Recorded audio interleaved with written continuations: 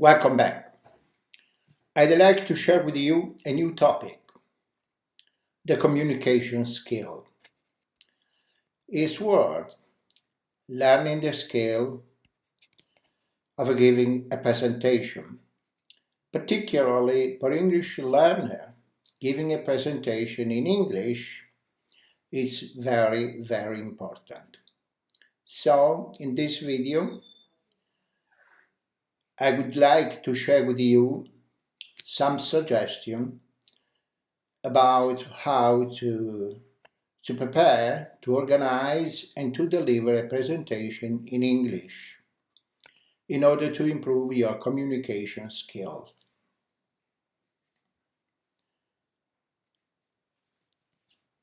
At the beginning of this video, I'd like to share with you a few useful phrases normally we use when we start our presentation.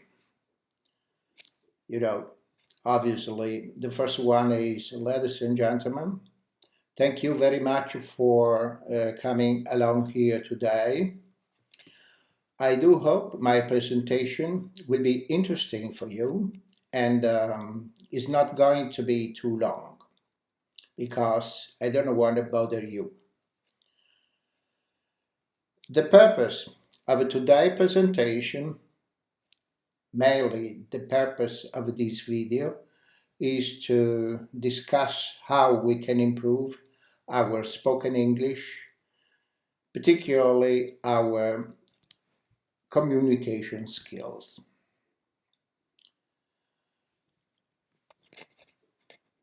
Presentation. What is the main reason of a presentation? Having to give a short presentation is most likely when you want to communicate something, some previous experience, you want to communicate your knowledge on a specific topic, so you need to prepare, to organize, and deliver a presentation. What is the main object of a presentation? You have to demonstrate that you can be a confident and, in the meantime, a competent presenter.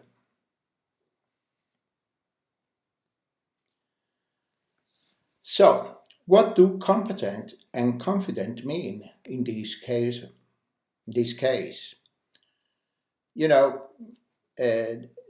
You must be able to demonstrate that you are able to put together a presentation that is easy to follow and to deliver this presentation in a clear way, in order to be understood and to make your listeners interested to follow you.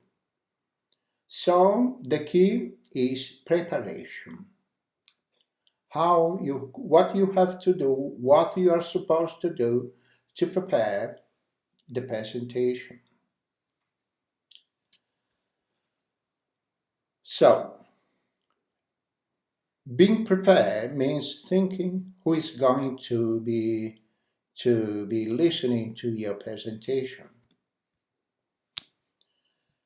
So, it's difficult to give a good impression if you're not sure about what you are going to say. And thinking beforehand includes creating a logical structure of your presentation, especially for the people who is in front of you, who are hearing you, and probably you are meet for the first time. So, it's easier to sound enthusiastic, which suggests that you are confident and you are able to put something from your direct experience. So you talk about something that really happened to you. So it's quite important to to say what you have done, what you felt, why you made a specific decision in this occasion. So, all those make straightforward facts more interesting. The first thing you have to do is to think about the audience. What you say is still important.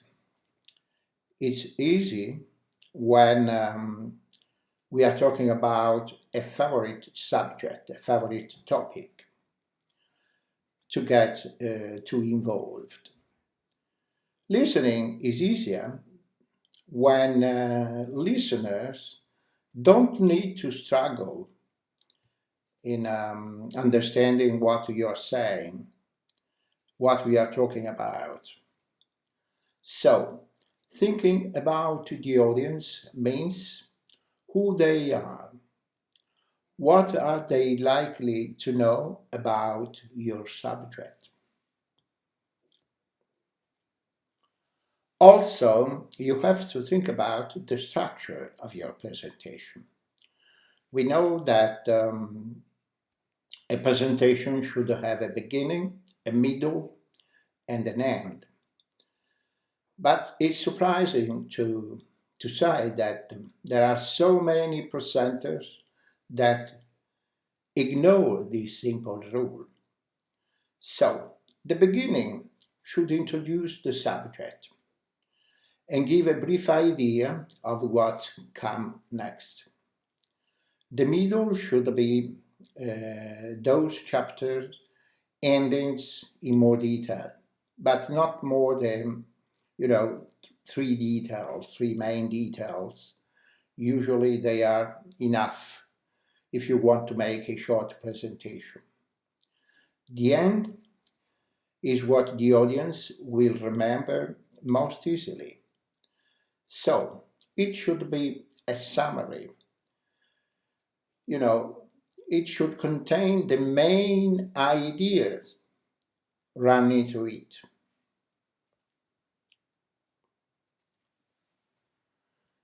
Also, you should think about practical things. Probably you might believe that all the words written down put you in a safe position, but this is completely wrong. If you write a lot of things and you start to read them, it's going to be a reading, not a presentation. So you need to make a set of notes instead for a short presentation, and that is enough. You have to practice with those SEO prompts. There is a warning in when you prepare a presentation. And the point is that a presentation is a one-way rather than a two-way, like a conversation. And this is an advantage for you because you can say all you want before anyone else can ask you some question. So, be aware, don't ask any question to the audience. For instance, if we are talking about diving, okay, so don't ask, has anyone done any diving? Because you don't want someone to give you an answer like, yes, I did, and I hate. So you have to make a statement. For instance, say, diving is an amazing experience, for instance. How to deliver the presentation?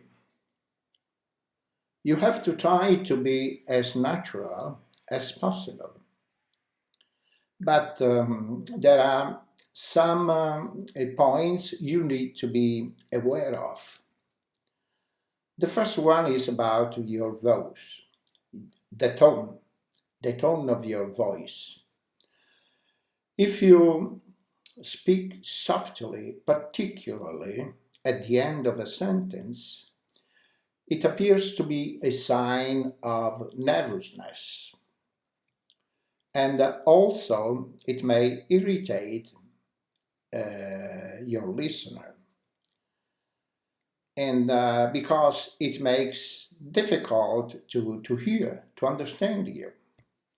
So when you practice, make sure you are not swallowing any words. So it's important to be clear. Body. Some recommendation about the body. If you are standing up, lots of small movements will make you look a little bit nervous. Once you are in a comfortable position and you are facing the audience, let your head and your hand do the moving. Another recommendation is about hands. It's difficult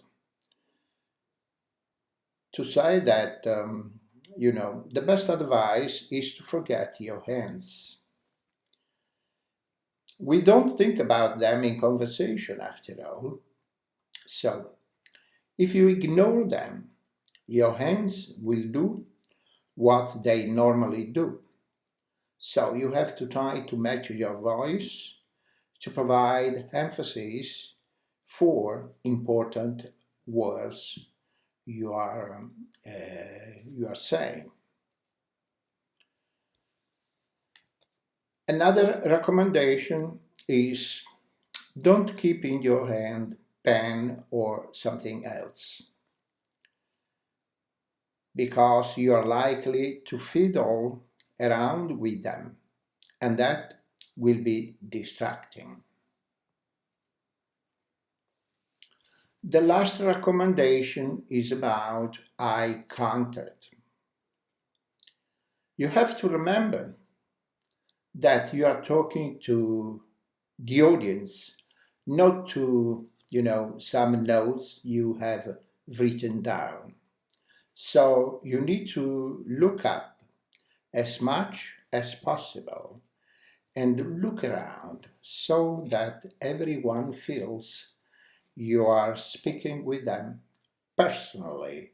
So eye contact with everyone in the room is very important. I do hope these few recommendations, these few tips will help you to, to prepare, to organize, and to deliver in the most effective way a presentation, particularly in English. Thank you for watching. See you next time.